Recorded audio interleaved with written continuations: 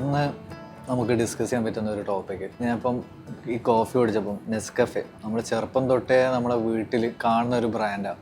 എവിടുന്ന് നമ്മൾ നെസ്കഫെ കണ്ടാലും നമുക്ക് ഈ കോഫി ഉണ്ടാക്കി കുടിച്ച ഒരു ഓർമ്മ നമ്മൾ ഇതിലേക്ക് വരും. അതേപോലെ തന്നെയാണ് നമുക്ക് ഇഷ്ടപ്പെട്ട ബിരിയാണി. ഇപ്പം ഉമ്മ ഉണ്ടാക്കിയ ബിരിയാണിയാണ് നമ്മൾ ആദ്യം പറയുക.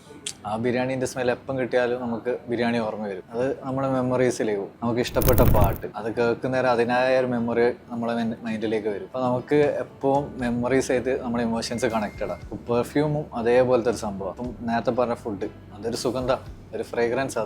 അതിൻ്റെ സ്മെല്ല് വരുന്നേരം നമുക്ക് ആ സാധനം ഓർമ്മ വരുന്നത്, ആ മെമ്മറി ഓർമ്മ വരുന്നത്. ഇപ്പം ഫ്രേഗ്രൻസ് നമ്മുടെ ലൈഫിൽ ഇമ്പോർട്ടൻ്റ് ആയിട്ട് പ്ലേ ചെയ്യുന്ന ഒരു കാര്യം. പെർഫ്യൂം എന്ന് പറയുന്നത് സുഗന്ധം, ഫ്രേഗ്രൻസ്, ആ സ്മെല്ല് ഏറ്റവും ഇമ്പോർട്ടൻ്റ് ഡേയിൽ അടിച്ച പെർഫ്യൂം നമ്മളെ ഒരിക്കലും മറക്കൂല.